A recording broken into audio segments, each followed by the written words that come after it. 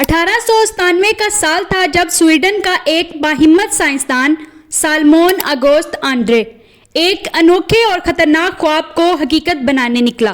اس کا ارادہ تھا کہ وہ ایک ہائیڈروجن غبارے کے ذریعے شمالی قطب تک پہنچے گا، ایک ایسا کارنامہ جو اس وقت ناممکن سمجھا جاتا تھا۔ اس کے ساتھ دو اور بہادر ساتھی تھے، نیلس اور کینورٹ فرینکل۔ ویڈیو شروع کرنے سے پہلے آپ میرے چینل کو سبسکرائب کر دیں اور بیل آئیکن کو پریس کر دیں تاکہ آنے والی ہر ویڈیو کا نوٹیفیکیشن آپ کو ملتا رہے۔ ویڈیو کا آغاز کرتے ہیں۔ یہ تینوں 11 جولائی کو ناروے کے سرد و سنسان جزیرے سوالبرڈ سے اپنے غبارے ایگل پر سوار ہوئے۔ ان کے چہرے امیدوں سے روشن تھے اور دلوں میں جیت کی جوت جل رہی تھی، لیکن قدرت کو کچھ اور منظور تھا۔ صرف 65 گھنٹے بعد غبارے میں خرابی پیدا ہوئی اور انہیں آرکٹک کے منجمد میدانوں میں اترنا پڑا۔ برف، ہوا اور خاموشی کا راج تھا۔ ان کے پاس کھانے کی محدود مقدار اور بچاؤ کے لیے پرانے آلات تھے۔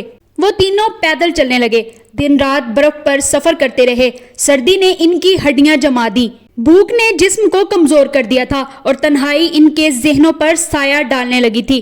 پھر بھی وہ ہار نہ مانے۔ ہر دن وہ اپنی ڈائریوں میں نوٹس لکھتے، تصویریں کھینچتے اور ایک دوسرے کو حوصلہ دیتے۔ ان کا سفر تقریباً 80 دن تک جاری رہا۔ اکتوبر میں وہ وائٹ آئی لینڈ نامی ایک سنسان اور برف سے ڈھکے ہوئے جزیرے پر پہنچے۔ یہ ان کا آخری پڑاؤ ثابت ہوا۔ سردی، بیماری اور کمزوری نے آخرکار انہیں شکست دے دی۔